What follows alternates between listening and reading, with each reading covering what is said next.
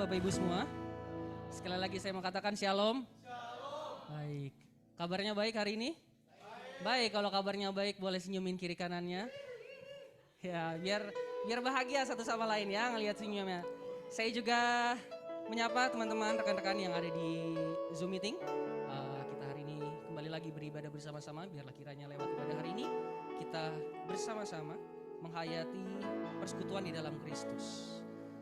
Saya undang kita semua yang ada di tempat ini untuk bangkit berdiri. Sebelum kita mulai ibadah kita hari ini, kita akan berdoa bersama-sama. Terima kasih ya Bapa, terima kasih Yesus, terima kasih Roh Kudus untuk kehadiran-Mu bagi kehidupan kami ya Tuhan. Dan terima kasih untuk penyertaan-Mu sehingga kami boleh sampai di tempat ini kembali bersama-sama ya Tuhan, menikmati persekutuan bersama dengan Engkau ya Tuhan Yesus. Biarlah kiranya Engkau hadir ya Tuhan dalam setiap hati kami ya Tuhan Yesus lewat ibadah ini. Dan setiap doa-doa yang kami naikkan, pujian penyembahan kami ya Tuhan Yesus, pengakuan dosa kami, biarlah itu boleh membangun iman kami ya Tuhan di dalam Engkau. Dan juga membangun satu sama lain, membangun iman kami bersama ya Tuhan Yesus. Terima kasih Bapa, kami serahkan ibadah hari ini kepadamu Yesus, hingga ibadah hari ini boleh menjadi kemuliaan nama-Mu ya Tuhan. Terima kasih Bapa, terima kasih Yesus, terima kasih Roh Kudus. Haleluya, amin.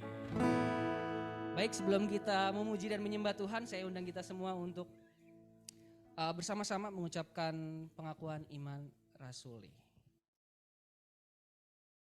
Aku percaya kepada Allah, Bapa yang Maha Kuasa, Khalik langit dan bumi, dan kepada Yesus Kristus anaknya yang tunggal Tuhan kita, yang dikandung dari Roh Kudus, lahir dari anak darah Maria, yang menderita sengsara di bawah pemerintah Pontius Pilatus, disalibkan, mati dan dikuburkan, turun ke dalam kerajaan maut, pada hari yang ketiga bangkit pula dari antara orang mati, naik ke sorga, duduk di sebelah kanan Allah, Bapa yang Maha Kuasa, dan dari sana ia akan datang untuk menghakimi orang yang hidup dan yang mati. Aku percaya kepada Roh Kudus, gereja yang kudus dan persekutuan, ampunan dosa, kebangkitan daging, dan hidup yang kekal. Amin. Amin. Kita percaya bahwa Allah adalah sumber kekuatan kita. Amin Bapak Ibu. Bersama-sama kita tepuk tangan untuk Tuhan kita.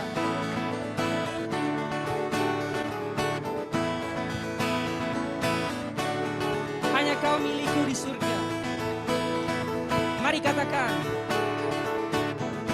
Hanya Kau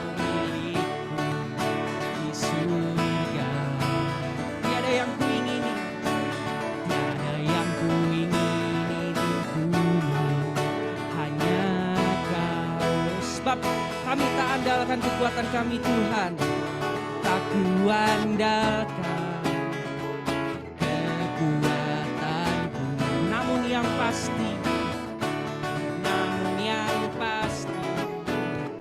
Kau tetap selamanya Allah sumber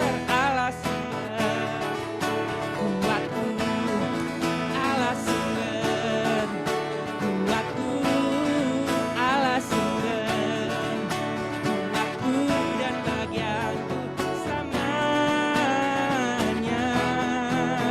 selamanya. Betul Tuhan, Kaulah satu-satunya sumber kekuatan kami. Mari katakan dari awal, hanya Kau milikku di surga. Hanya Kau milikku di surga. Tiada yang kami miliki, hanya Kau Yesus. Ku milik di bumi, hanya Kau. Tak kuat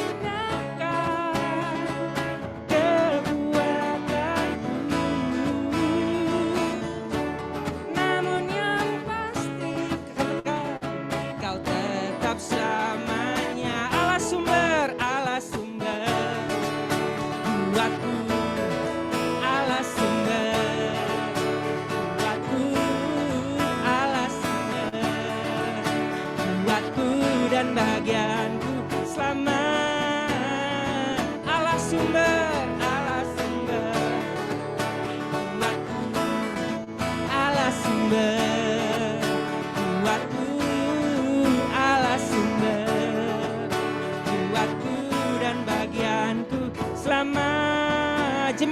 percaya katakan Allah sumber kuatku, Allah sumber kuatku, Allah sumber selamanya,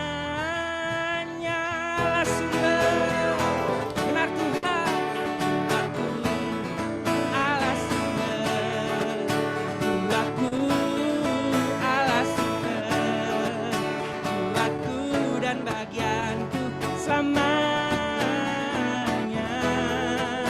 selamanya, selamanya, selamanya. Kita percaya bahwa Yesus mati dan bangkit dari kayu salib. Amin. Amin. Paulus berkata bahwa kebangkitan dan kematian Kristus membangkitkan, membangun iman kita. Oleh sebab itu, kita mau katakan, Allah bangkit, bersoraklah. Allah bangkit, bernyanyilah. Musuh dikalahkan, umatnya dibebaskan. Allah dahsyat di tempat kudusnya. Wow, oh, oh, wow, oh, oh, wow, oh, oh, wow, oh, oh, wow, oh, oh, wow, oh, oh. Kerahkanlah kekuatanmu, ya Allah. Kami percaya Tuhan, tunjukkanlah kuasa, ya Tuhan. Serahkan musuhmu, selamatkanlah umatmu. Allah dahsyat di tempatku. Sekali lagi kita katakan, kerahkanlah kekuatanmu Tuhan. Kerahkanlah kekuatanmu, ya Tuhan. Tunjukkanlah kuasamu, ya Tuhan. Serahkan musuhmu, selamatkanlah umatmu. Allah dahsyat di tempat kudusnya. Allah bangkit, bersoraklah. Hey, Allah bangkit, bernyanyilah. Musuh dikalahkan, umatnya dibebaskan. Allah dahsyat di tempat kudusnya. Sekali lagi kita katakan, Allah bangkit, bersoraklah. Hey, Allah bangkit, bernyanyilah. Musuh dikalahkan, umatnya dibebaskan. Allah dahsyat di tempat kudus. Wow, oh, oh, wow, oh, oh, wow, oh, oh, wow, oh, oh, wow, oh, oh, wow, oh, oh. Bersama tanpa musik. Wow, oh, oh, wow, oh, oh, wow, oh, oh. Sekali lagi kita katakan, wow, oh, oh, wow, oh, oh, wow, oh, oh.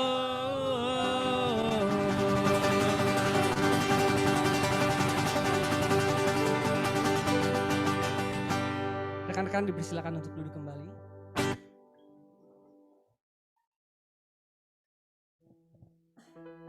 Terima kasih ya Bapa, terima kasih Yesus. Kami percaya bahwa hidup kami milik-Mu. Kami percaya tidak ada satupun yang kami miliki di dunia ini Tuhan Yesus. Bukan segala yang kami punya hari ini adalah pemberian dari Engkau ya Tuhan Yesus. Kami bersyukur ya Tuhan untuk penyertaan-Mu dalam kehidupan kami. Untuk berkat-Mu ya Tuhan Yesus, bahkan bimbingan-Mu ya Tuhan, sehingga kami boleh hadir di tempat ini ya Tuhan Yesus. Terima kasih Bapa, terima kasih Yesus. Terima kasih Bapa.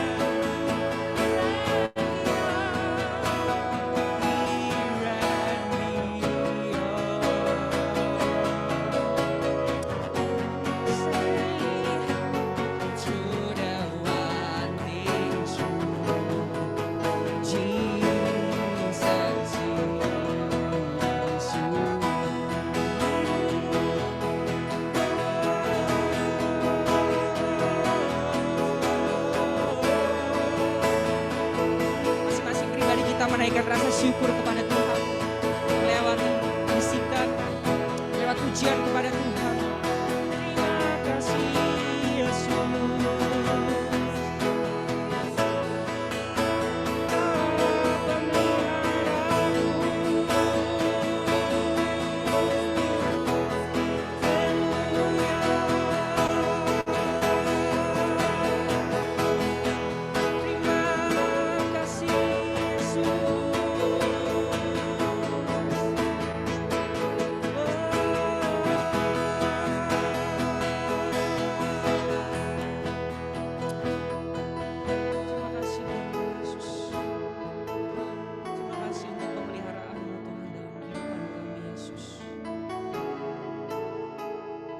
Sungguh bersyukur ya Tuhan.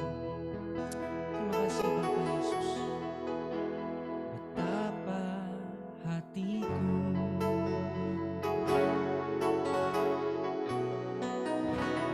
berterima kasih Yesus. Kau mengasihiku, Kau mengasihiku, Kau memilikiku,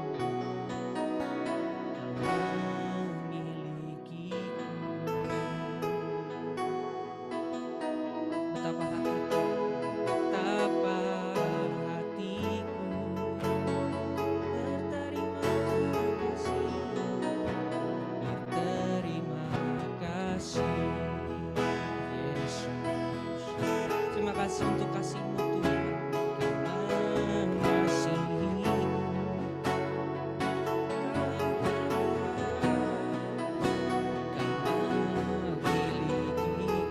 sebab itu kami mau katakan ini di hadapan-Mu Tuhan Yesus. Hanya ini Tuhan persembahanku, segenap hidupku, jiwa dan ragaku, sebab tak ku miliki harta kekayaan yang cukup berarti untuk ku persembahkan. Hanya ini Tuhan permohonanku, terimalah Tuhan persembahanku, pakailah hidupku sebagai alatmu seumur hidupku. Mari bersama sekali lagi kita katakan dari awal, betapa hatiku berterima kasih. Hatiku terima kasih Yesus, berterima kasih Yesus. Kau mengasihiku, Kau yang memilikiku, Kau memilikiku. Hanya ini Tuhan yang bisa kami berikan kepada Engkau. Hanya ini Tuhan persembahanku, segenap hidupku, jiwa dan ragaku, sebab tak ku miliki harta kekayaan yang cukup berarti untuk ku persembahkan. Hanya ini Tuhan permohonanku, terimalah Tuhan persembahanku, pakailah hidupku sebagai alatmu seumur hidupku. Dengan iman kami katakan, hanya ini Tuhan, hanya ini Tuhan persembahanku, genap hidupku, jiwa dan ragaku,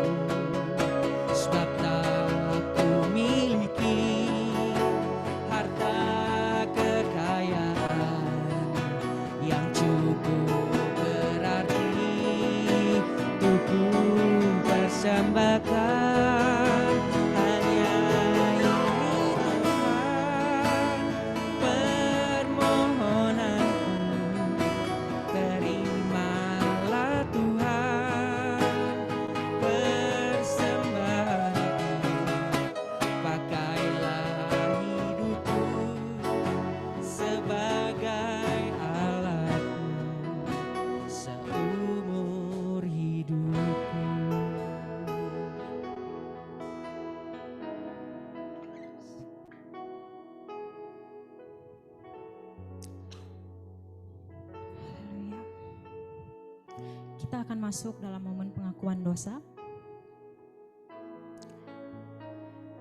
Di momen pengakuan dosa ini, izinkan saya menggunakan kesempatan ini untuk mengakui dan merefleksikan diri.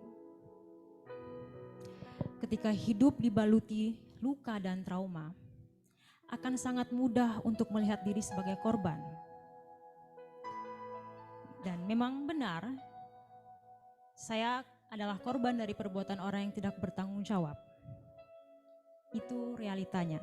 Namun, adalah salah jika saya mengenakan mentalitas korban ini untuk memenuhi keegoan diri saya. Celakanya mentalitas ini saya bawa setiap hari, membentuk cara pikir saya dan mempengaruhi cara saya bersikap dengan orang-orang terdekat saya seperti keluarga dan teman-teman. Mentalitas bahwa sayalah orang yang paling menderita di muka bumi ini saya pakai untuk mengeruk keuntungan dari orang-orang terdekat saya. Dari mentalitas inilah, mentalitas korban, lahirlah egosentris saya.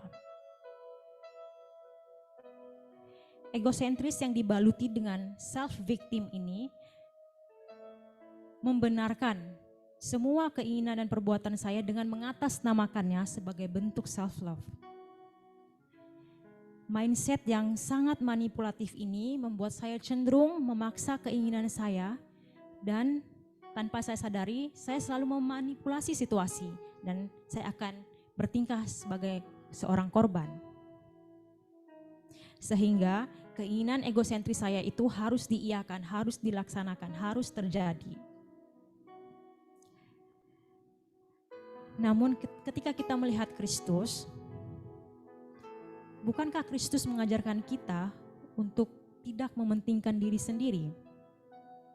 Bukankah Ia memberi diri untuk melayani, bukan untuk dilayani? Bukankah Ia memberi nyawa ketimbang mengikuti rasa takut yang Ia rasakan ketika Ia berdoa di Taman Getsemani? Ia mengajari untuk mengasihi dengan melayani sesama kita. Karena melayani sama halnya dengan memberi nyawa, melayani sama halnya dengan menangis bersama, melayani sama halnya dengan berdarah-darah bersama, dan melayani sama halnya dengan berani hidup dan memikul beban bersama.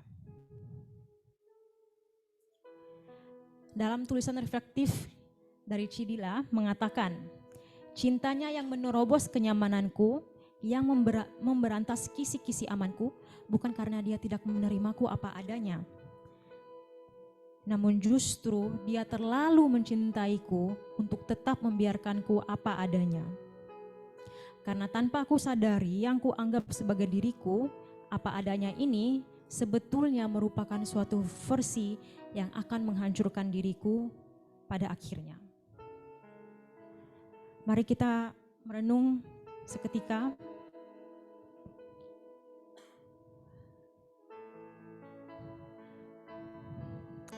Haleluya Tuhan. Tuhan, ini kami Bapa. Ini hidup kami, ini hidupku, ini hidup kami semua Tuhan. Kami mengaku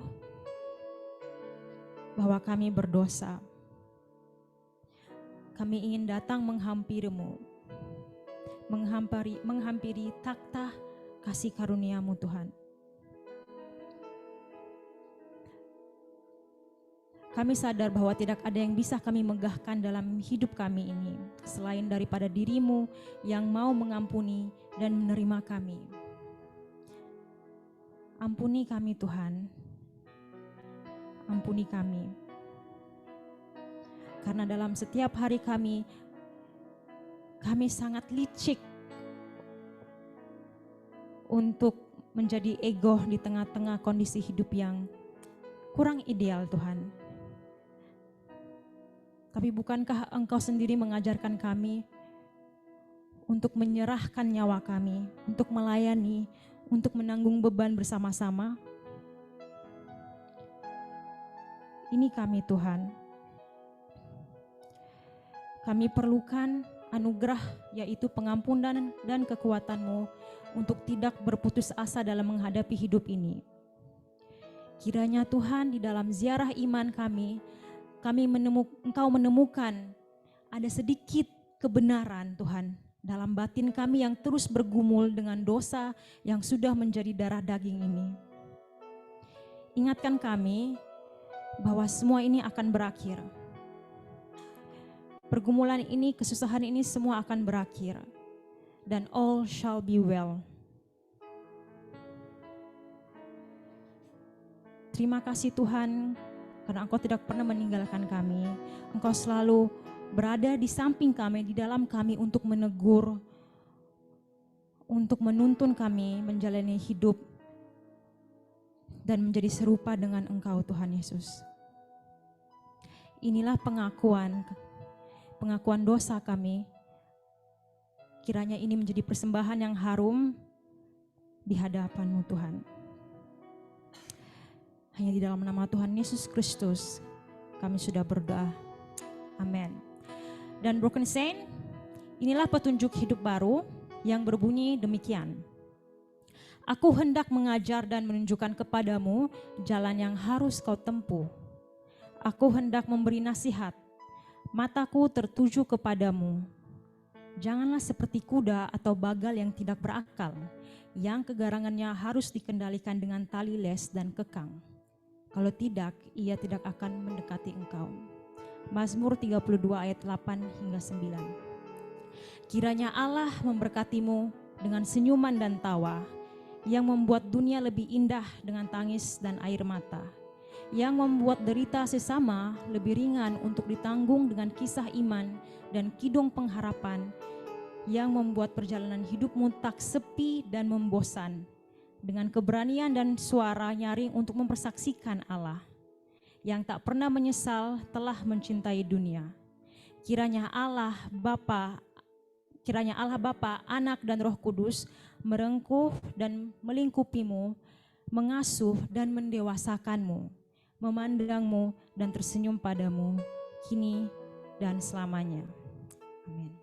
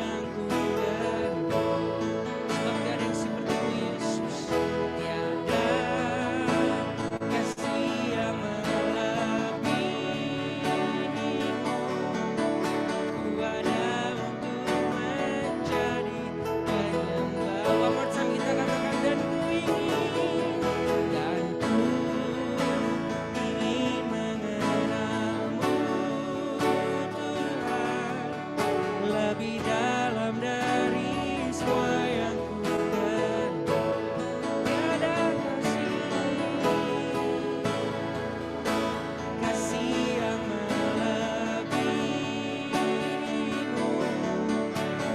ada untuk menjadi penyembahmu. Ku ada untuk menjadi, ku ada untuk menjadi, ku ada untuk menjadi, ku ada untuk menjadi penyembahmu.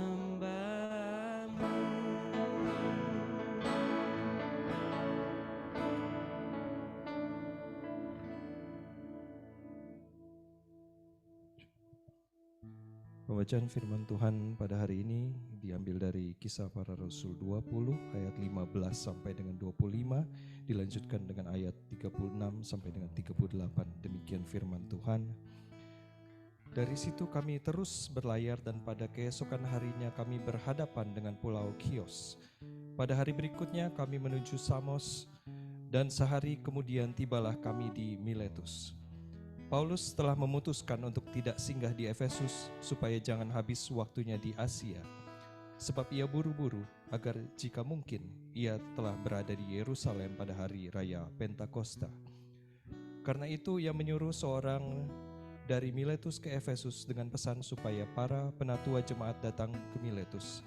Sesudah mereka datang, berkatalah ia kepada mereka, "Kamu tahu bagaimana aku hidup di antara kamu sejak hari pertama aku tiba di Asia ini. Dengan segala rendah hati aku melayani Tuhan. Dalam pelayanan itu aku banyak mencucurkan air mata dan banyak mengalami pencobaan dari pihak orang Yahudi yang mau membunuh aku. Sungguh pun demikian, aku tidak pernah melalaikan apa yang berguna bagi kamu. Semua ku beritakan dan ku ajarkan kepada kamu, baik di muka umum maupun dalam perkumpulan-perkumpulan di rumah kamu. Aku senantiasa bersaksi kepada orang-orang Yahudi dan orang-orang Yunani, supaya mereka bertobat kepada Allah dan percaya kepada Tuhan kita Yesus Kristus. Tetapi sekarang sebagai tawanan roh, aku pergi ke Yerusalem dan aku tidak tahu apa yang akan terjadi atas diriku di situ. Selain daripada yang dinyatakan Roh Kudus dari kota ke kota kepadaku, bahwa penjara dan sengsara menunggu aku. Tetapi aku tidak menghiraukan nyawaku sedikit pun, asal saja aku dapat mencapai garis akhir dan menyelesaikan pelayanan yang ditugaskan oleh Tuhan Yesus kepadaku, untuk memberi kesaksian tentang Injil kasih karunia Allah. Dan sekarang aku tahu bahwa kamu tidak akan melihat mukaku lagi. Kamu sekalian yang telah kukunjungi untuk memberitakan kerajaan Allah." Sesudah mengucapkan kata-kata itu, Paulus berlutut dan berdoa bersama-sama dengan mereka semua. Maka menangislah mereka semua terseduh-seduh, dan sambil memeluk Paulus, mereka berulang-ulang mencium dia. Mereka sangat berduka, terlebih-lebih karena ia katakan bahwa mereka tidak akan melihat mukanya lagi. Lalu mereka mengantar dia ke kapal.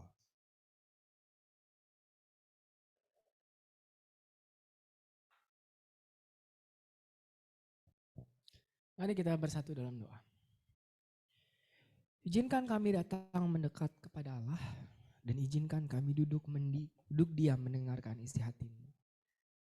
Izinkan firman bicara kepada jiwa kami yang terdalam di momen ini dan izinkan Roh Kudus, Roh kebenaran yang mengajarkan kami. Izinkan kami berjumpa dengan Kristus di dalam pernyataan kebenaran firman-Mu. Dan izinkan perjumpaan itu mengubah kami menjadi semakin mengasihi Kristus, menjadi semakin serupa dengan Kristus. Pakai hamba-Mu menyadari tidak pernah karena kuat gagah manusia firman Tuhan boleh disampaikan. Kiranya Roh sendiri yang mengajar dan bicara kepada setiap kami. Hanya di dalam nama Yesus kami siap mendengarkan. Mari semua sama-sama katakan, amin. Oke, kasih tepuk tangan dulu buat WL Singer pemain musik.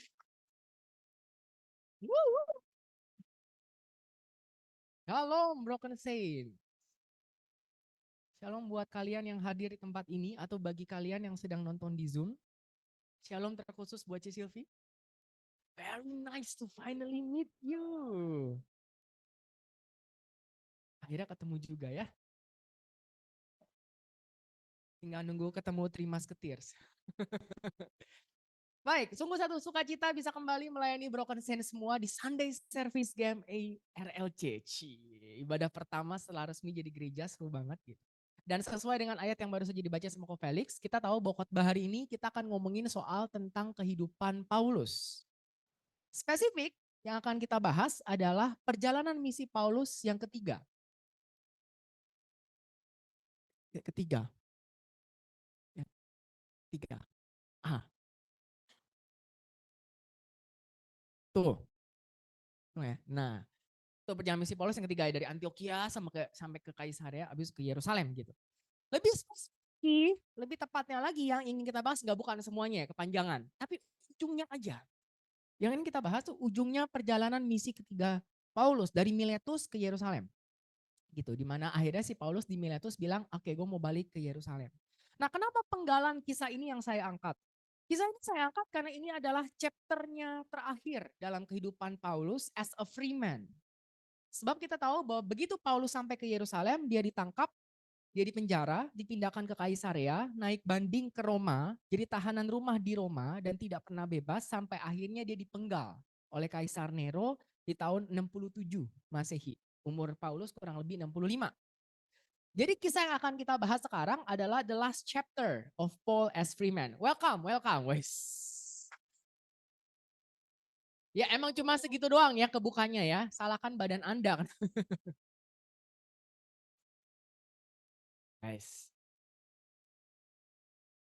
Kita tunggu sampai duduk biar makin nervous dia.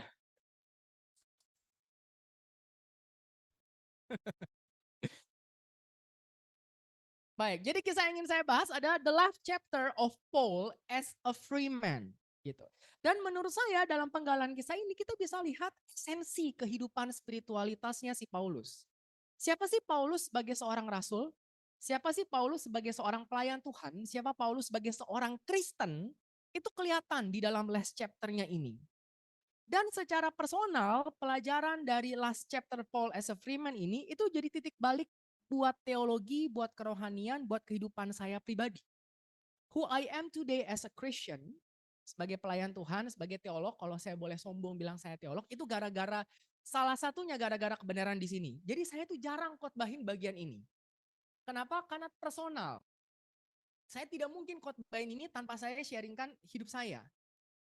Cuman saya pikir ya karena family juga ya dan ibadah pertama, why not gitu. Jadi saya akan khotbahin ini sebagian besar hasil penafsiran biblika, tapi sebagian besar ini adalah hasil engagement saya pribadi atas kebenaran ini. Dan saya harap khotbah hari ini juga bisa jadi titik balik buat Broken Saints semua. Tanpa berlama-lama, let's dive into the word of God. Yang ingin saya khotbahkan itu sebenarnya cukup panjang.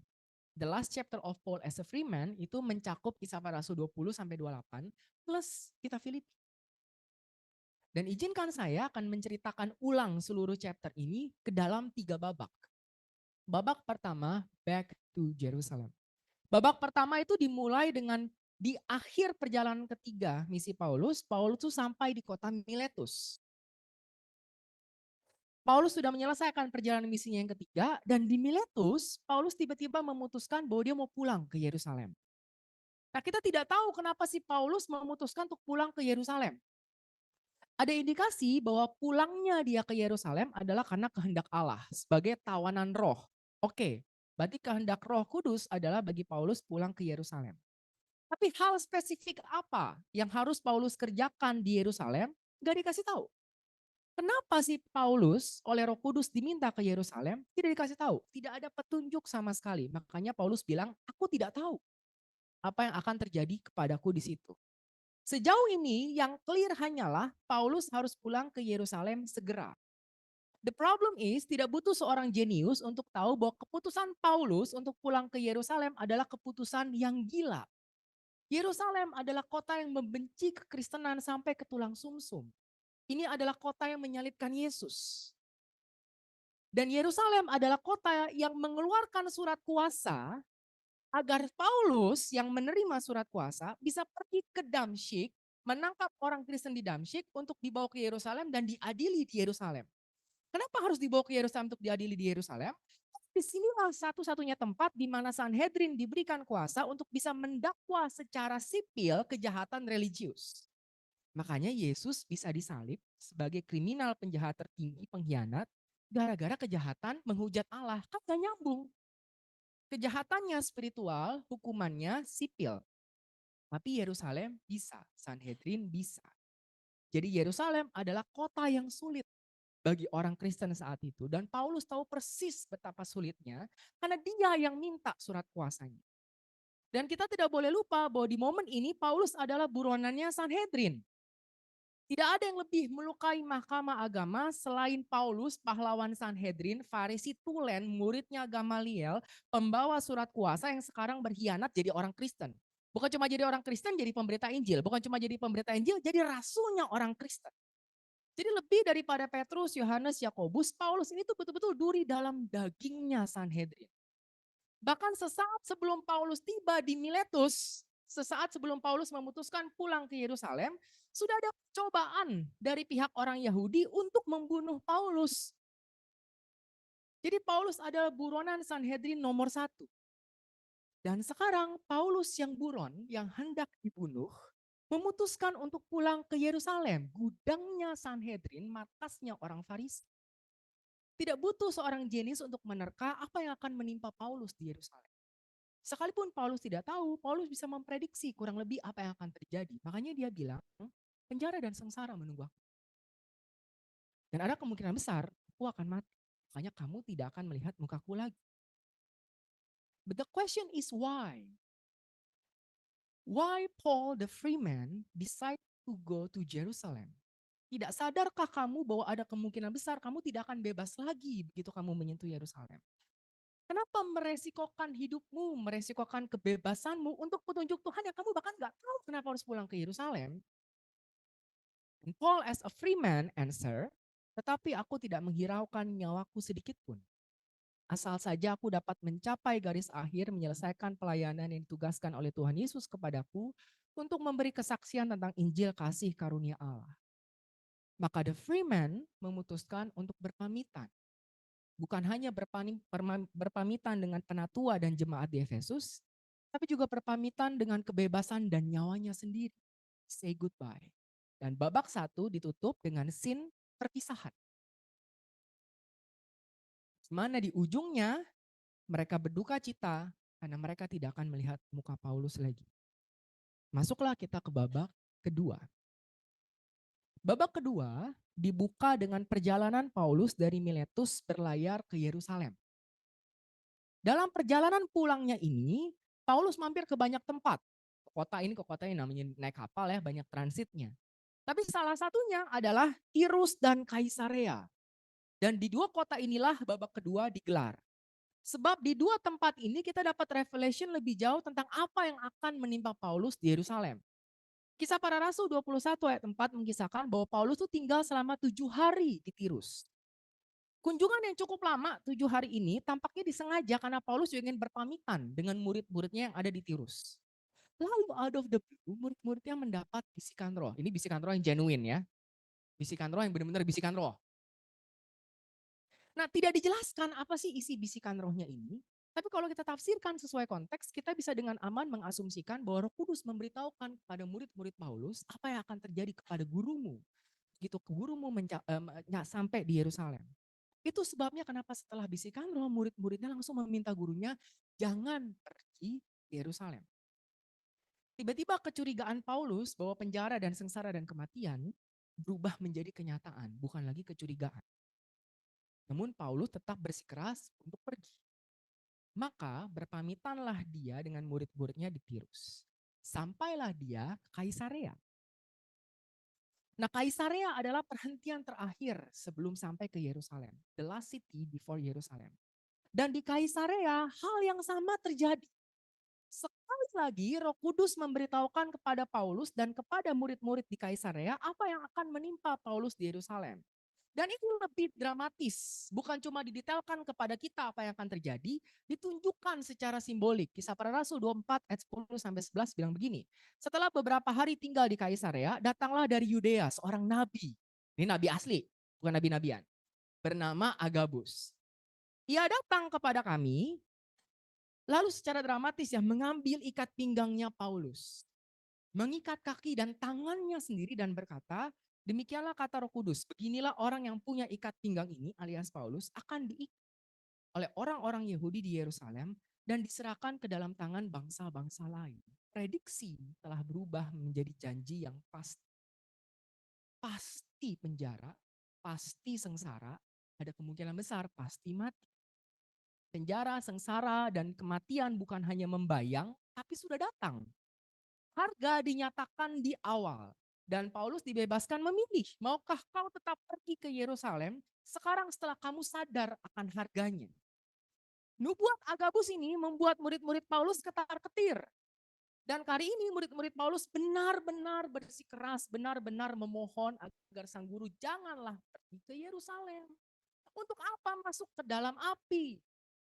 Setelah tahu semua yang akan menimpamu, masihkah guru mau pergi ke sana? This is suicide mission. Suicide-nya sudah dikasih tahu di awal. Tidakkah sudah cukup pelayananmu selama ini, Paulus? Paulus sudah mengutari Eropa, Asia, Timur Tengah sampai 3 kali. Dalam 3 kali perjalanan misinya, dia sudah mendatangi 54 kota, membangun ratusan gereja, menginjili ribuan jiwa. Kalau kita hitung 54 kota sampai muter beberapa kali itu, dan saya betul-betul hitung, itu betul-betul dia berjalan kaki 10.661 kilometer. Itu jalan kaki dari kota Jakarta ke kota Roma di Italia. Kalau kita tarik satu rentang, dari Jakarta ke Roma, 10.600 lebih dikit lah. Paulus demi Injil sudah berjalan sejauh itu. Dan sekarang Paulus sudah umur 60 tahun. Sudah saatnya pensiun. Tidakkah cukup semua yang kau lakukan buat Injil? Kalaupun lu bilang enggak ada satupun yang berani kritik. Siapa? Bisa meragukan dedikasimu buat Injil. Siapa enggak tahu pelayanan. But the free man still choose to lay down his freedom and his life at the feet of the cross and go to Jerusalem. And the free man said, mengapa kamu menangis dan dengan jalan demikian mau menghancurkan hatiku? Sebab ini adalah 4 kata yang paling mengerikan dalam hidup saya. Dan sekali lagi, the free man mengucapkan selamat tinggal. Bukan hanya kepada murid-murid, tapi juga selamat tinggal kepada kebebasannya dan kepada nyawanya sendiri. Dan babak kedua ditutup dengan cara yang sama dengan babak 1 dalam scene perpisahan. Berangkatlah Paulus ke Yerusalem. Dan masuklah kita ke dalam babak 3. Babak 3 itu dimulai dengan kilas cepat mengenai apa yang terjadi kepada Paulus di Yerusalem. Tidak lama setelah Paulus sampai di Yerusalem, dia ditangkap sama orang-orang Yahudi ketika sedang beribadah di Bait Allah. Dan ini ironis banget. Orangnya beribadah, dia ditangkap. Dan bukan cuma ditangkap, dia dipukuli hingga babak belur. Dia tangkap Paulus, diseret keluar, semua pintu gerbang Bait Allah ditutup. Mau mati juga gak ada yang tahu. Selesai si Paulus. Betul-betul janji yang digenapi. Kericuhan yang pertama. Paulus betul-betul hampir mati dibunuh di Bait Allah. Kalau tidak, kepala pasukan datang menyelamatkannya. Karena semua sudah bilang, udah bunuh aja, jangan cuma digebukin, bunuh aja. Segera bergerak, berhentilah mereka memukul Paulus. Tetap sama kepala prajurit, diizinkan bersaksi tentang Kristus di Bait Allah. Memang ini orang-orang gila. Maka di Bait Allah dengan muka bonyok dan berdarah-darah, bersaksilah Paulus tentang Kristus. Saksian Paulus, orang Yahudi malah makin panas. Dan kericuhan besar terjadi sekali lagi. Kericuhan yang kedua, enyahkan orang ini dari muka bumi yang gak layak hidup. Karena sudah terlalu ricuh sampai 2 kali, akhirnya Paulus dimasukkan ke dalam penjara sama si kepala prajurit. Tidak lama berselang, pengadilan yang resmi, kali ini resmi, bukan Menhakim sendiri, kali ini pengadilan yang resmi digelar untuk kasus Paulus. Hadirlah di sana Mahkamah Agama dan orang Farisi. Dan diberi kesempatan bagi Paulus untuk membela diri. Dan Paulus lagi-lagi bersaksi tentang Kristus. Emang orang sinting. Lagi-lagi bersaksi dengan Kristus dan lagi-lagi terjadi kericuhan yang ketiga. Keributan besar, perpecahan besar. Sampai takut mereka akan mengoyak-ngoyak Paulus. Makin lama makin parah keributannya. Akhirnya Paulus kembali dimasukkan dalam penjara. Sampai sejauh ini, Broken Saints, apa yang ditakutkan di babak 1, apa yang dinubuatkan di babak 2 itu betul-betul digenapi. Sengsara, penjara, dan bayang-bayang kematian menghimpit Paulus. Betul-betul suicide mission. And Paul, the free man, is no longer free nor safe. Namun malam itu, datanglah Kristus ke dalam penjara. Tuhan menyatakan maksudnya atas semua penderitaan ini. Kata Tuhan, kuatkan hatimu, sebab sebagaimana engkau bersaksi tentang aku di Yerusalem, demikian jugalah hendaknya engkau harus bersaksi di Roma. Baru di sini akhirnya Paulus mengerti kenapa gua harus pulang ke Yerusalem. Rupanya di balik penjara dan sengsara dan ancaman maut ada tujuan yang lebih besar. Rupanya di balik Yerusalem ada Roma. Rupanya Tuhan hendak menggenapi apa yang telah Dia sampaikan di awal, engkau akan menjadi saksiku di ujung bumi alias Roma. Persoalannya adalah Roma sama sekali nggak disebut di babak 1 atau babak 2. As far as Paul concerned, yang gue lihat cuma Yerusalem, yang gue lihat cuma mati di Yerusalem. Dan yang lebih mencengangkan berarti Paulus bilang iya bukan karena Roma. Paulus bilang iya karena Yerusalem. Jadi Paulus bilang iya kepada harganya. Bukan kepada upahnya, tapi kepada harganya. Dia nggak tahu ada Roma di balik Yerusalem. Dan kita tidak boleh lupa bahwa akhirnya penyataan ini bukan menjadikan segalanya lebih mudah. Setelah pertemuan dengan Kristus dalam penjara, setidaknya butuh 3 tahun lagi bagi Paulus untuk sampai di Roma. Dan selama 3 tahun itu, percobaan pembunuhan terhadap Paulus terus jalan. Berkali-kali Sanhedrin terus balik untuk mencoba menghukum mati Paulus. Paulus berkali-kali diadili di hadapan gubernur yang ini, gubernurnya ganti, di hadapan gubernur yang baru, di hadapan raja, diadili. Diadili, Paulus terbukti tidak bersalah, tapi tidak dibebaskan, kembali. Sampai akhirnya Paulus naik banding kepada kaisar. Dan seakan-akan sengsaranya belum cukup, begitu dia jalan ke Roma naik banding, Paulus ombang-ambing 14 hari di atas lautan. 2 minggu di hari ke-15 akhirnya terdampar di Pulau Malta, puji Tuhan. Lalu dia dipatok ular.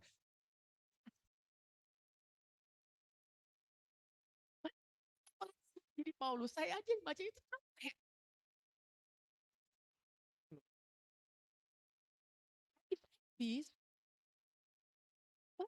Di posisi Paulus gitu. Ya ampun. Dan kita harus ingat bahwa ketika sampai di Roma, Paulus itu tidak sampai sebagai orang bebas. Dia sampai sebagai tahanan rumah. So, this penjara tetap sengsara, tetap bayang-bayang kematian. Dan di hadapan ini saya nggak mau bertanya gitu. Saya dapat tidak saya bertanya kepada Paul, is it worth it, Paul? Oh Freeman, is it really worth it? Sadarkah kamu bahwa sebab aku relamu itu menjadikan seluruh hidupmu tuh berantakan? Sadarkah kamu bahwa 4 kata ini itu menjadikan hidupmu nggak karu-karuan loh? Masa depan kamu punya, kamu udah umur berapa? Membusuk di penjara, bisa memilih untuk jadi orang bebas. The life of me, I cannot understand why on earth did he say yes? Is it really worth it? Kitab pertama yang Paulus tulis begitu dia di penjara adalah kitab Filipi. Dan lihat apa kata Paulus tentang semua yang menimpanya ini. Filipi 1 ayat 12 sampai 14 bilang begini. Aku menghendaki saudara-saudara supaya kamu tahu bahwa apa yang terjadi atasku ini justru telah menyebabkan kemajuan Injil. Sehingga telah jelas bagi seluruh istana dan semua orang lain bahwa aku dipenjarakan karena Kristus. Dan kebanyakan saudara dalam Tuhan telah beroleh kepercayaan karena pemenjaraanku untuk bertambah berani berkata-kata tentang firman Allah dengan tidak takut. Jadi setelah semua itu, Paulus tetap melihat bahwa harga yang dia bayar itu layak dibayar. Is it worth it, Paul? Yes. Ketaatannya kepada kehendak Roh untuk datang ke Yerusalem adalah tepat. Bukan tepat karena akhirnya hidupnya jadi lebih baik. Dia menderita, dia dipenjara, dan akhirnya dia mati dipenggal. Tapi tepat karena sengsaranya, karena penjaranya, karena kematiannya membawa kemajuan bagi Injil. Broken Saints, saya ngeheng. Begitu saya dapati kebenaran ini, saya ngeheng. Because I cannot understand this guy. I don't get it. I don't understand his heart. Kenapa bisa Paulus seperti itu? Dan Filipi 1 ayat 20 menyatakan isi hati Paulus. Sebab yang sangat kurindukan dan kuharapkan ialah bahwa aku dalam segala hal tidak akan beroleh malu, melainkan seperti sedia kala, demikian pun sekarang, Kristus dengan nyata dimuliakan di dalam tubuhku, baik oleh hidupku maupun oleh mati. Dan disinilah kita menemukan benang merah dalam jawaban Paulus di babak 1, di babak 2, dan babak 3. Tapi aku tidak menghiraukan nyawaku sedikit pun asal aku dapat memberi kesaksian tentang Injil Kerajaan Allah. Sebab aku ini rela. Supaya Kristus dengan nyata dimuliakan dalam tubuhku baik oleh hidupku maupun oleh matiku. Semuanya konsisten. Semuanya lahir dari perenungan yang sama.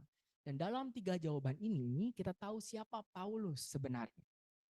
Ini adalah orang yang seluruh hidupnya telah menjadi milik Kristus. Dia telah begitu manunggal menyatu dengan Tuhan sampai hidupnya adalah Tuhan, matinya adalah Tuhan. Maka hidup atau mati tidak penting, yang penting adalah Tuhan. Iya sih dia bebas, tapi baginya tidak ada kebebasan tanpa kehendak Allah. Baginya kebebasan adalah bebas memilih kehendak Allah lagi dan lagi dan lagi, sekalipun berarti penjara dan sengsara dan kematian. Baginya kebebasan yang sejati ditemukan ketika dia jadi tawanan roh.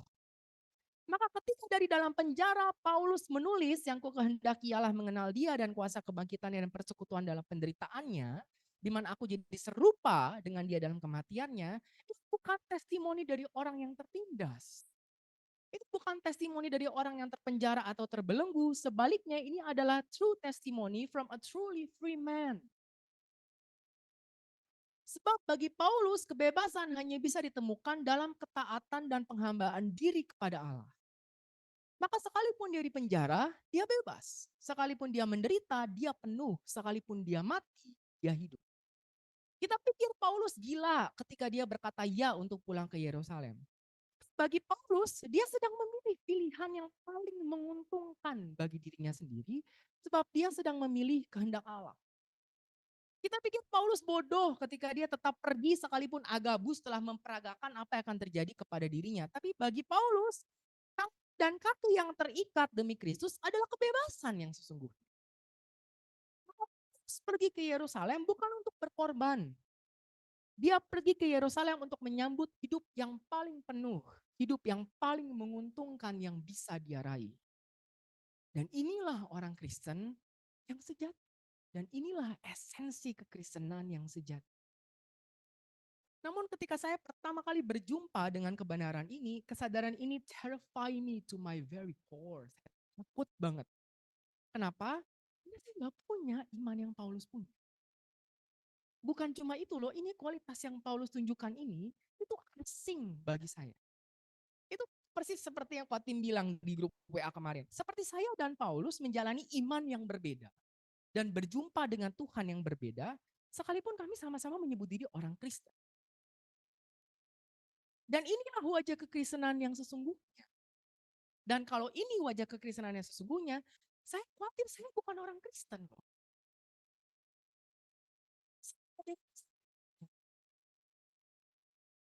Dari semula saya bukan pemegang teologi kemakmuran. Saya tidak percaya teologi triumfantalisme. Saya tahulah mengikuti Yesus adalah memikul salib. Saya tahu ada harga ketaatan yang harus dibayar untuk mengikuti Yesus. I know that. But truth be told, saya selalu berpikir bahwa ada ujung yang manis dari pemikulan salib saya. Sekalipun saya bayar harga, suatu hari nanti saya akan menikmati upahnya. Dan ujung yang manis itu dan upah itu akan membuat semua salib yang saya pikul dan harga yang saya bayar worth it. Itu yang saya percaya. Ya, tentu masih ada hint transaksional di dalam pernyataan saya tadi. Tapi dibandingkan dengan yang transaksional murni, saya jauh lebih baik. Saya jauh lebih baik, saya tahu. Kalaupun saya punya ekspektasi akan upah, itu ekspektasi yang manusiawi ya. Jadi I certainly have moral high ground than most. Terserah dia lu mau bilang apa, tapi dibanding yang lain gue lebih baik. Tapi dihadapkan dengan the last chapter of Paul as free man, semua asumsi saya yang setengah transaksional ini pun luntur. Kenapa? Karena yang Paulus jalani hanya salib dan salib saja. Ujung yang manis apa? Karena Paulus hanya taat dan taat saja. Dan dia tidak melakukannya demi upah, dia melakukannya demi Allah. Dan lebih jauh, Paulus tidak menjalani salib yang hanya salib ini dengan berat hati. Bukannya dia menderita, nangis-nangisan, atau betul kata si jadi self victim, bukan. Dan bersuka cita. Dia berkali-kali bilang bersukacitalah, bersukacitalah. Dia salib sebagai upahnya, dan dia melihat menderita demi Yesus, itulah hadiah. Dan saya tahu persis bahwa ini yang benar, memang harusnya begitu loh. Inilah wajah kekristenan yang sesungguhnya. Esensi spiritualitas inilah yang benar. Orang Kristen seharusnya begini. Maka di tahun 2013, di tahun terakhir saya menjalani studi sebagai sarjana teologi, saya dapati satu kenyataan. My God, ternyata selama ini saya belum jadi orang Kristen. Saya bukan orang Kristen. Lagi nyusun skripsi saya. Tapi tiba-tiba saya sadar, saya bukan orang Kristen. Karena kalau ini kekristenan, gue bukan orang Kristen. Gue gak tahu gue apa. Gak tahu deh gue apa. Dan sekali lagi, saya mengalami perjumpaan dengan Allah dan dengan Injil.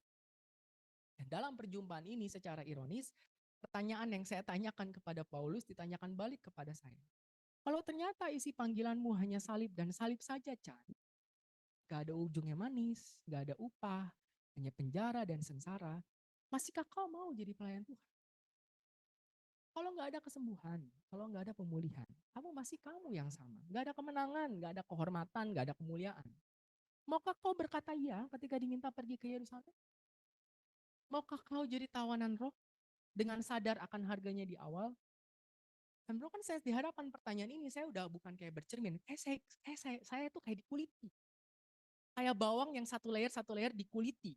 Sampai to the very core of me gitu. To the very bottom of the core of my motivation and purpose of following Jesus. Apakah betul di dasar hatimu mengikuti Tuhan hanya Yesus? Atau jangan-jangan dia cuma satu layer? Sedangkan dari dasar itu ada ujungnya manis dan upah. Dan Yesus hanya alat yang kamu pakai untuk dapat yang ini. Apakah berani jawab? Tanya jujur dan tidak bisa dijawab dengan jargon. Nggak bisa dijawab dengan saya percaya. Bullshit. Itu pertanyaan yang ditanyakan langsung to the very bottom of my core and I have to answer it truthfully. And I cannot answer it. I cannot answer it. Dan di sepanjang periode itu, empat kata ini nih, sebab aku ini rela, sebab aku ini rela, sebab terus terngiang di kepala saya. Sebab saya terus merenungkan perjumpaan dengan Allah yang macam apa yang ada di balik empat kata ini. Penghayatan seperti apa, hubungan dengan Allah yang macam apa yang mampu memproduksi empat kata ini. Penghayatan akan pelayanan yang model apa, cinta kepada Allah yang bagaimana loh, spiritualitas yang kayak apa, kemanunggalan yang semanunggal apa yang menjadikan Paulus sampai mampu berkata, sebab aku ini rela. Dan sampai di akhir periode itu saya tidak bisa berkata sebab aku ini rela seperti Paulus. Maka dari ketidakmampuan saya, lahirlah doa yang jujur. Dan doa itu kurang lebih berkata, Tuhan saya nggak sanggup. Saya tidak mampu berkata sebab aku ini rela. Kalau itu berarti saya bukan orang Kristen, izinkan saya mengakui, ternyata saya nggak mampu jadi orang Kristen rupanya. Memang rupanya nggak ada kualitas dalam diri saya untuk jadi orang Kristen kecuali anugerah. Betul anugerah. Why on earth do you choose me? I have no idea, Lord.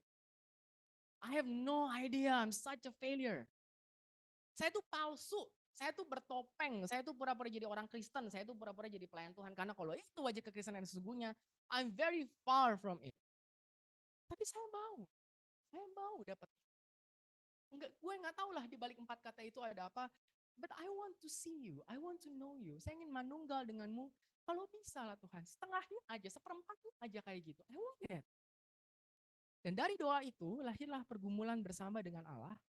Dan di tahun terakhir studi S1 saya mulai lagi dari nol. Saya lupakan semua yang sudah saya pegang, saya pelajari semua nubuatan yang saya terima, semua apapun lah. Saya lupakan semua dan saya kembali ke dasar.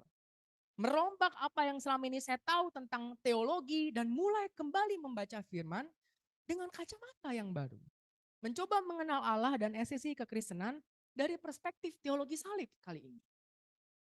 Saya lupakan semua target, semua visi, semua tujuan, semua ambisi, semua destinasi, semua tahun ini harus begini, tahun ini before 30 gue akan jadi ini. Robek semua. Dan saya hanya berusaha berpadanan langkah saja dengan Tuhan. Berusaha senafas saja dengan Tuhan. Nudus nudum Christum se. Aku yang telanjang berjalan mengikuti Kristus, saya telanjang. Lahir dari sana. Lahir dari ketidakmampuan saya. Dan dari pergumulan itu, teologi brokenness lah. Sebab ultimately yang muncul dalam perjumpaan itu adalah brokenness saya yang tidak mampu berkata sebab aku ini rela. Dan anugerah Tuhan yang terus berkata, I love you and I trust you with my ministry anyway. Karena kalau saya jadi Tuhan, lu gak ngapain jadi pelayan Tuhan? Sampah banget lu mah. Saya dipercaya. Dan aku tahu itu anugerah. Dan saya masih bergumul broken sense. Dan saya rasa saya akan terus bergumul. Saya berharap one day saya bisa berkata dengan tulus sebab aku ini rela. But for the love of me, in the midst of my brokenness, saya rasa saya tidak mampu. Dan sekarang, izinkan pertanyaan yang sama ditanyakan kepada seluruh broken saints. Broken saints, kalau isi kekristenan adalah salib dan salib saja, masihkah kau mau jadi orang Kristen? Kalau isi panggilan Allah hanya penjara dan sengsara, maukah kamu mengikuti Yesus ke dalam api? Maukah kau lay down your freedom and your life for God and His will? Dan broken saints, kita tidak boleh lupa bahwa tujuan the last chapter of Paul as free man ditulis oleh Lukas, itu bukan untuk membuat kita kagum kepada teladan Paulus, melainkan untuk mendorong pembaca mengikuti teladan kekristenan Paulus. Ketika Kisah Para Rasul selesai ditulis di tahun 80 sampai 85 Masehi, itu Paulus sudah dipenggal oleh Kaisar Nero kurang lebih 13 tahun. Jadi semua orang Kristen sudah tahu bagaimana Paulus ditangkap di Yerusalem, bagaimana dia dijadikan tahanan rumah di Roma, bagaimana cara kematiannya yang mengenaskan. Tapi yang mereka tidak tahu adalah ternyata di balik kedatangannya ke Yerusalem, ada pilihan bebas yang Paulus ambil. Yang mereka tidak tahu adalah Paulus rupanya sengaja memilih datang ke Yerusalem, knowing bahwa hanya akan ada penjara dan sengsara dan kematian di sana. Yang mereka tidak tahu adalah pilihan untuk berkata tidak sebenarnya. Tapi Paulus tetap memilih berkata sebab aku ini rela. Dan ketika Kisah Para Rasul selesai ditulis tahun 80 sampai 85 Masehi, jemaat sedang mengalami kesulitan yang sama berat. Masa itu Kaisar Titus baru saja diganti oleh Kaisar Domitianus. Itu yang ikut kelas PB-nya Vinky tahu. Domitianus adalah kaisar yang membenci kekristenan sampai ke tulang sumsum dan fanatik banget sama agama Romawi. Sedemikian para kaisar ini sampai harus menyebut kaisar ini the next Nero, 616 atau 666, tergantung filologi yang mana kalau kata. Crazy Caesar. Jadi di kala itu tetap setia kepada iman kekristenan adalah sama berbahayanya seperti menjadi Paulus buronan Sanhedrin yang pulang ke gudangnya Sanhedrin. Pasti penjara, pasti sengsara, pasti bayang-bayang kematian kalau kamu jadi orang Kristen. Maka apa yang harus mereka lakukan? The last chapter of Paul as free man diberikan sebagai guidance. Jadi yang ditunjukkan Paulus kepada kita, saya kepada broken saints, itu bukan eksklusif milik Paulus. Paulus memilih pergi ke Yerusalem bukan karena dia Paulus yang dipanggil khusus dan salib itu hanya berlaku untuk Paulus saja. Paulus memilih pulang ke Yerusalem karena seharusnya itulah yang dilakukan oleh semua orang Kristen di segala tempat, di segala zaman. Itulah esensi kekristenan. Maka 3 pertanyaan ini relevan bagi Paulus, relevan bagi pembaca asli Kisah Para Rasul, dan relevan bagi kita. So answer this. Kalau isi kekristenan adalah salib dan hanya salib saja, masihkah kau mau jadi orang Kristen? Kalau isi panggilan Allah hanya penjara dan sengsara, maukah kau mengikuti Yesus ke dalam api? Maukah kau lay down your freedom and your life for God and His will? Saya berdoa dan saya berharap pertanyaan ini dan 4 kata sebab aku ini rela betul-betul menghantui teman-teman sama seperti itu menghantui saya. Betul-betul membuat teman-teman gelisah dan bercermin dan bertanya apakah gue jadi orang Kristen, dan membuat teman-teman memikirkan ulang semua teologi dan spiritualitasmu. Membuat teman-teman sungguh berpegang kepada anugerah dan menyadari bahwa ya ampun, gila. I hope it done what it does to me. Dan saya akan tutup dengan 3 pertanyaan ini saja dan 4 kata ini. Tidak ada kata-kata penghiburan, tidak ada kata-kata penutup, karena saya harap ini jadi titik balik buat teman-teman. Boleh memain musik? Mari kita siapkan hati dan jiwa kita broken sense, kita akan masuk ke dalam perjamuan kudus.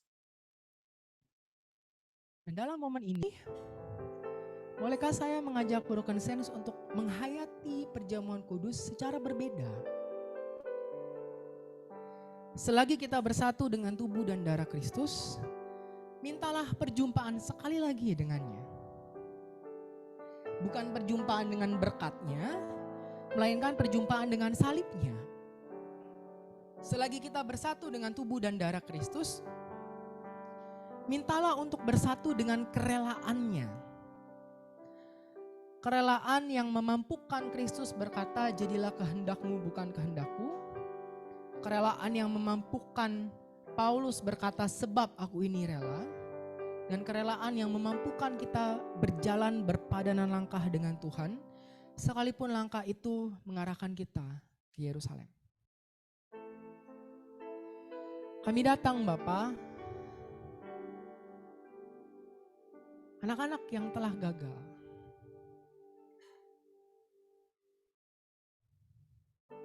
Tapi anak-anak yang dikasihi. Izinkan kami dengan rendah hati mengakui, Tuhan, kami bukan orang Kristen. Tapi kami tahu kami disayangi Tuhan. Kami tahu dasar kekristenan kami adalah anugerah. Dan terpujilah Tuhan bahwa dasarnya adalah anugerah. Terpujilah Tuhan kalau dasarnya adalah belas kasihan. Terpujilah Tuhan kalau dasarnya adalah kasih. Izinkan kami datang mendekat Tuhan dan izinkan kami memohon kerelaan.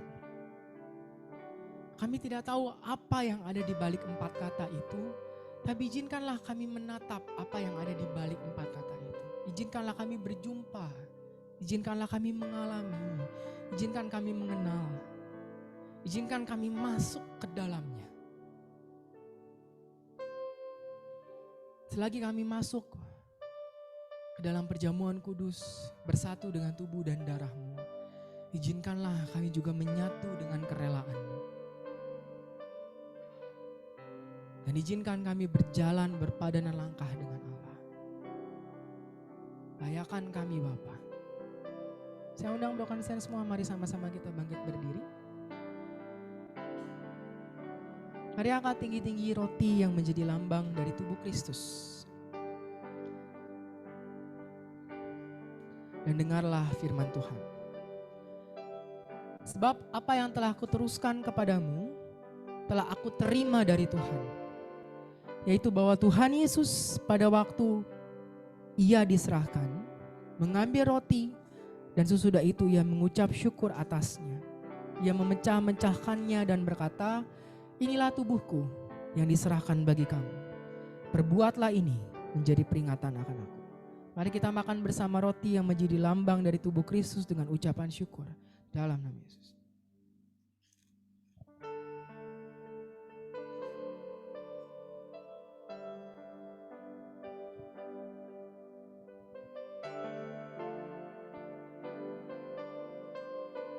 Sekarang mari angkat tinggi-tinggi anggur yang menjadi lambang dari darah Kristus dan dengarlah firman Tuhan. Demikian juga Ia mengambil cawan sesudah makan, lalu berkata, cawan ini adalah perjanjian baru yang dimateraikan oleh darahku. Perbuatlah ini setiap kali kamu meminumnya menjadi peringatan akan aku. Sebab setiap kali kamu makan roti ini dan minum cawan ini, kamu memberitakan kematian Tuhan sampai Ia datang. Mari kita minum bersama anggur yang menjadi lambang dari darah Kristus dengan ucapan syukur dalam nama Yesus.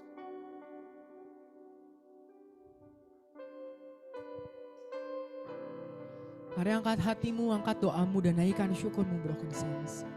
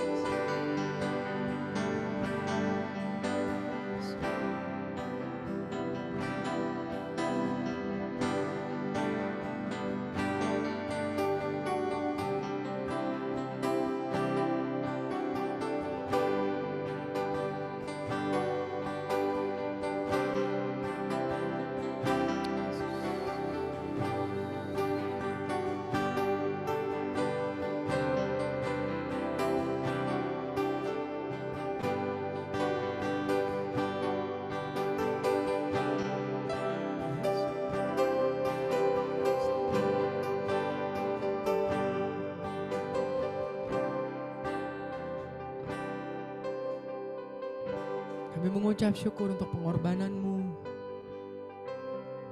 Mengucap syukur untuk tubuh yang terpecah dan darah yang tercurah. Mengucap syukur untuk kerelaan yang ada di balik tubuh yang terpecah dan darah yang tercurah itu. Izinkan kami memiliki kerelaan yang sama, dan izinkan kami berjalan bersama-Mu sekalipun harus ke Yerusalem. Terpujilah nama Tuhan kami dari kekal sampai kekal. Hanya di dalam nama Tuhan kami Yesus Kristus kami berdoa dan mengucap syukur. Mari siap kita sama-sama katakan. Tuhan Yesus memberkati. Silakan duduk.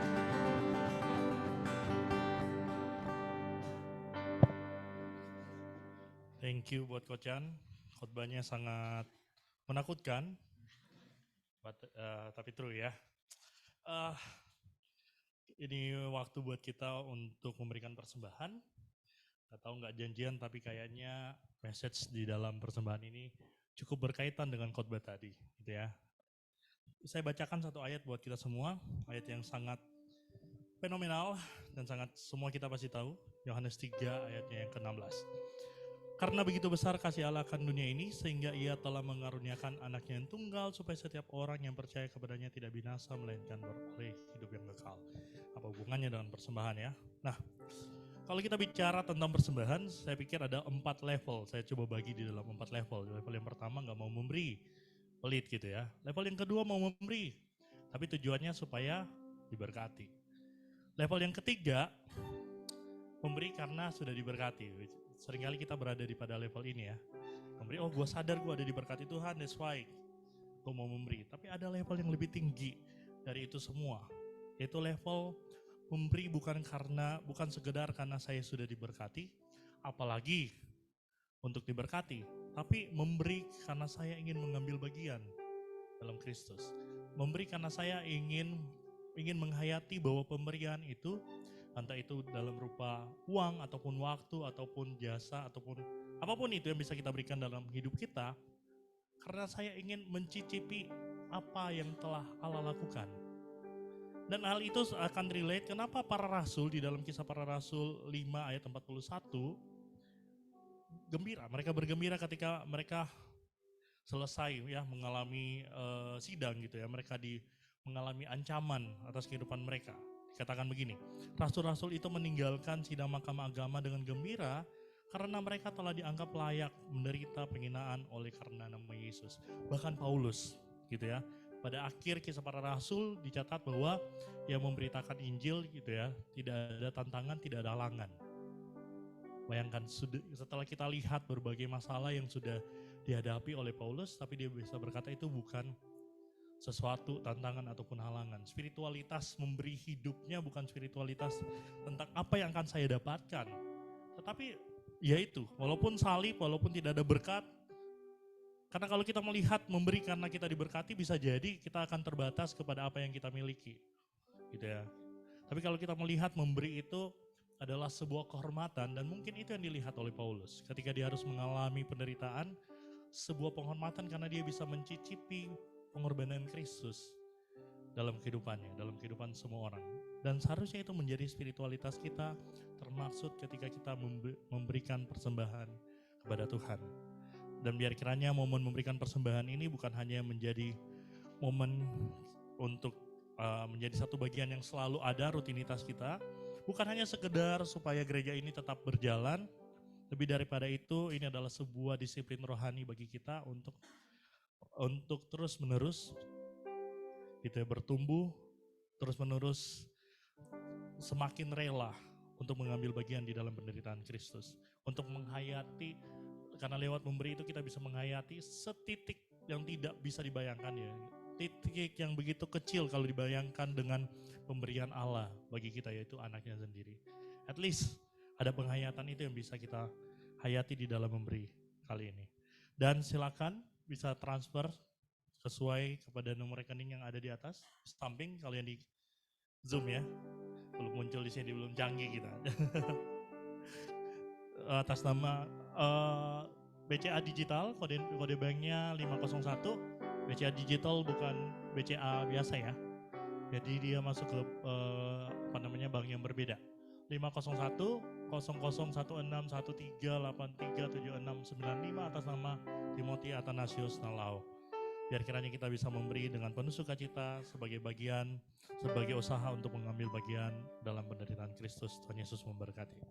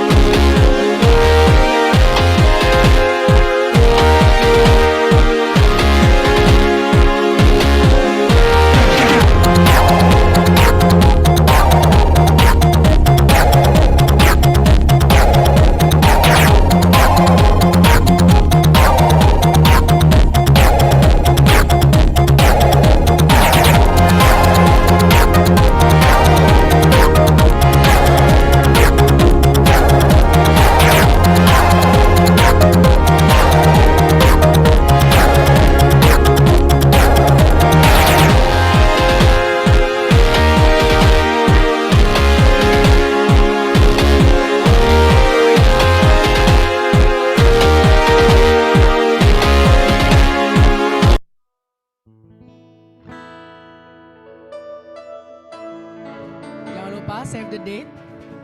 Tanggal berapa? 21 ya. Wajib kudu. Baik, kita akan tutup ibadah kita. Terima kasih buat semua Broken Saints yang sudah ada secara fisik. Boleh sama-sama kita bangkit berdiri. Mari kita Nyanyi Hosana bagi Rajaku yang duduk di takhta. Aku muliakan dan ku agungkan.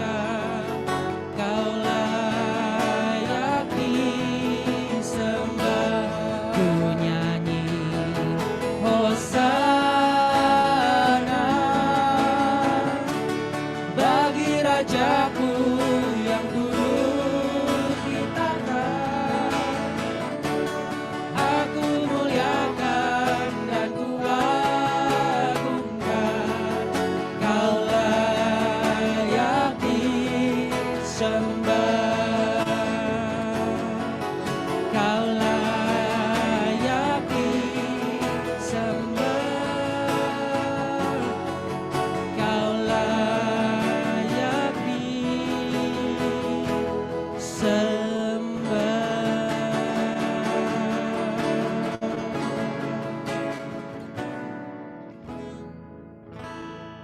Di akhir ibadah kami, izinkan kami mengucap syukur buat kasih karunia Tuhan. Terima kasih karena sudah mengupah kami di tempat ini. Terima kasih untuk semua yang sudah mengambil bagian dalam pelayanan. Terima kasih untuk pujian penyembahan yang manis, untuk firman Tuhan yang boleh disampaikan, untuk persembahan, untuk pengumuman, untuk semua unsur dan bagian dari liturgi kami mengucap syukur. Dan sebentar kalau kami ingin pulang, izinkan kami menerima berkat yang daripadamu. Mari Broken Saints, angkat tanganmu. Terlebih lagi angkat hatimu, angkat imanmu dan terimalah berkat Tuhan. Tuhan memberkati engkau dan melindungi engkau. Tuhan menyeri engkau dengan wajahnya dan memberimu kasih karunia. Tuhan menghadapkan wajahnya kepadamu dan memberimu damai sejahtera. Pulanglah dengan berkat yang melimpah dari Allah Bapa, cinta kasih, pengampunan, penerimaan yang sempurna dari Tuhan kita Yesus Kristus. Di dalam pertolongan, penghiburan, penyertaan Roh Kudus yang selalu ada di setiap langkah hidup kita. Mulai dari hari ini bahkan sampai selama-lamanya. Mari siap kita sama-sama katakan, amin. Hosana bagi Rajaku yang duduk di takhta. Aku muliakan dan ku agungkan. Kau